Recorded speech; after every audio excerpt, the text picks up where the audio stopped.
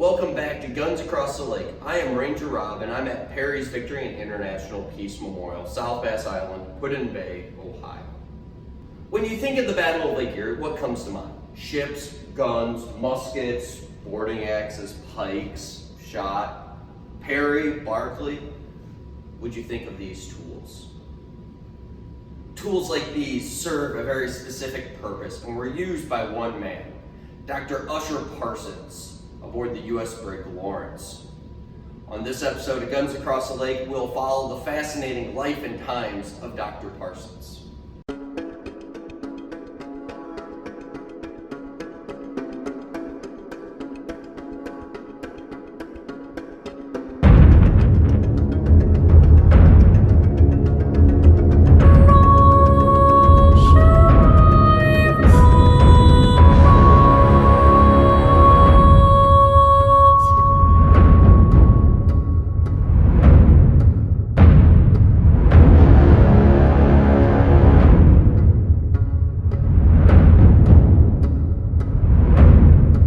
Parsons' story begins in Alfred, Massachusetts, now present-day Maine. Born in August of 1788, Parsons was the youngest of 9 kids. Although Parsons attended school and worked for some time as a store clerk, he decided to follow a different career path and became a medical apprentice in May of 1807. In addition to apprenticing, Parsons would begin attending anatomy classes at a local school. While this would have likely been considered sufficient training for a career in medicine at this time, Parsons moved to Boston in 1811 to study under Dr. John Warren, brother to Dr. Joseph Warren of Bunker Hill fame. By 1812, Parsons obtained his license to practice medicine and attempted to start his own practice. Parsons was unsuccessful at establishing a practice, and given that the U.S. was on the brink of war with Great Britain, he decided to apply to be a surgeon in the Army. This endeavor was unsuccessful because Parsons could not find support. With debt looming over his head, Parsons attempted to apply for a job with the U.S. Navy. Finally, on July 6, 1812, Parsons was commissioned as surgeon's mate with the help of Congressman Dr. Bartlett. Parsons explained, "No one could imagine my joy. It was ecstatic, frantic." In early August, Parsons reported to the U.S. corvette John Adams, stationed in New York City. Parsons is not in New York for long before his commander Isaac Chauncey is ordered to the Great Lakes. Before Chauncey left his post there, he asked his men if there were any volunteers that would want to make the move to the Great Lakes with him. Many of the officers and crew followed, including Usher Parsons. Many of these men would be destined for Saga's Harbor. Parsons kept a diary, and many of his entries during this time can be almost viewed as if he's on a travel log, some sort of adventure. Parsons often discussed the people he met, the homes he saw, the vessels that he passed. He also recorded medical information he deemed relevant. As Parsons progresses through his medical career, his entries related to practicing medicine become even more detailed. This helps us better understand medicine in the early 19th century. Parsons' details certainly helps us at Perry's Victory better interpret the Battle of Lake Erie. On Monday, September 28, 1812, Parsons arrived at his stop in Albany, New York, and stated, "Arrived in sight of Albany about 10 o'clock in the evening. Crew was very healthy, there being only 3 names on the sick book. We this day discovered among the crew a female clad in sailor's apparel." Unfortunately, Parsons does not provide detail as to who this woman was, or why she decided to attempt to join the Navy, or what happens to her after that. After leaving Albany, Parsons continued on to Black Rock, while others traveled to Lake Ontario to serve with Chauncey at Saga's Harbor. Parsons arrived at Black Rock in time to see the gruesome aftermath of the Battle of Queenston Heights, Elliott's expedition across the Niagara River to capture the Caledonia, as well as other attacks along the Niagara River.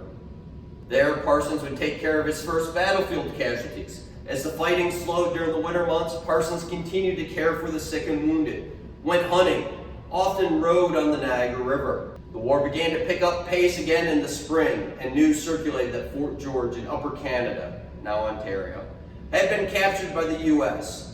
With the fall of Fort George, Parsons and a group of men crossed the Niagara River the next day, traveled to Fort Erie. Upon arriving, they find 2 men that will then surrender themselves and the fort. Was this the only time in U.S. history where a surgeon's mate accepted the surrender of an enemy fortification. Parsons does not stay long at Fort Erie, however.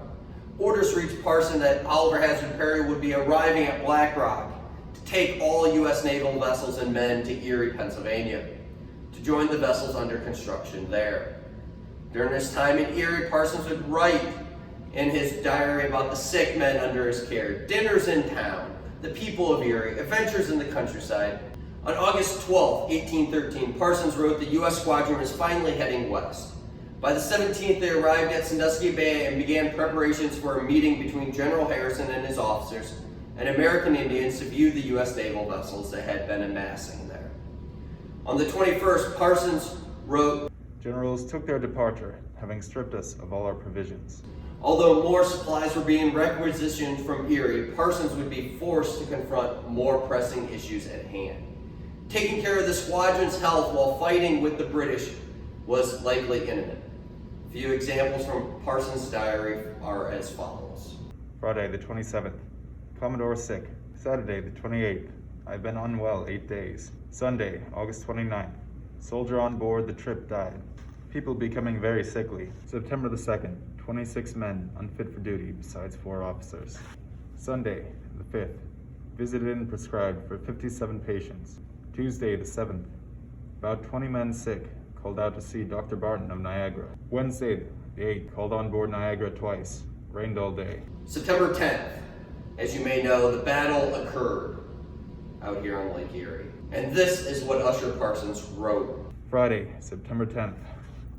Quarter before meridian, the enemy commenced the action at 1 mile distance. In half an hour, we came within musket shot of the enemy's new ship, Detroit. This time, they opened a most destructive fire on the Lawrence from their whole squadron. At 1:30, entirely disabled, we could work the brig no longer. 2 p.m., most of the guns were dismounted.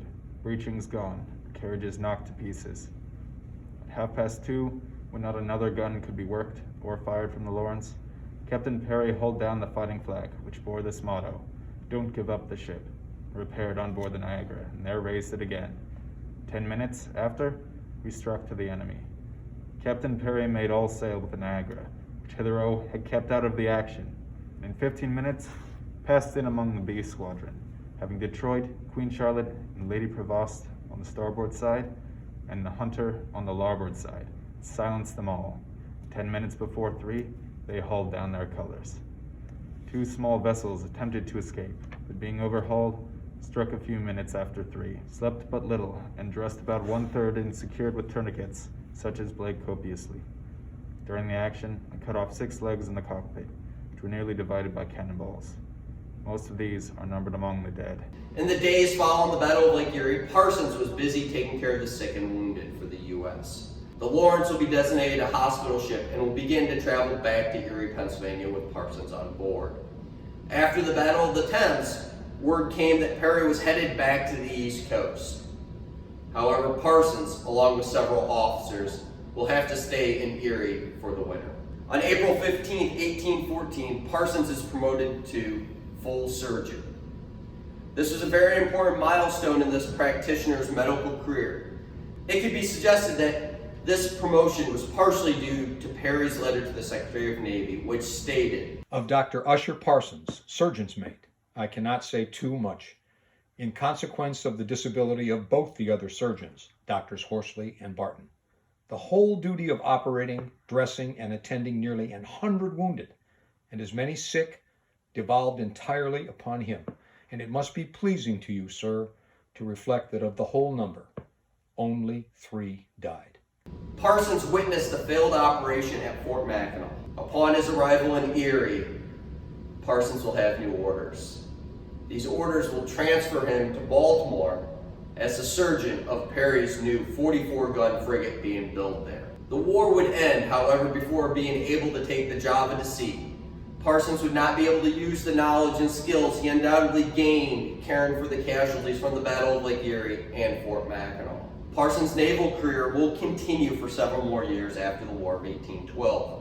He sailed the Mediterranean with Perry. In 1817, earned his MD from Harvard.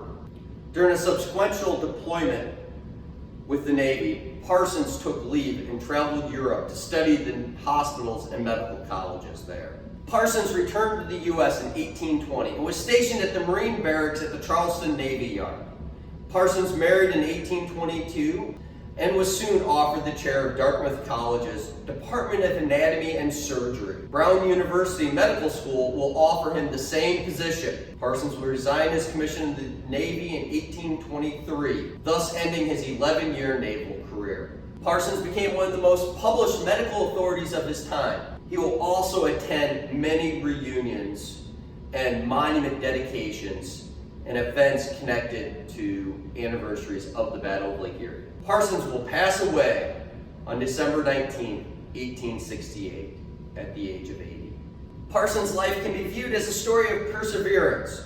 While initially failing at establishing a medical practice or even receiving a commission, Parsons kept pursuing his goals and would become highly distinguished professional. As we conclude, it is only fitting to hear from one of Parsons' strongest supporters.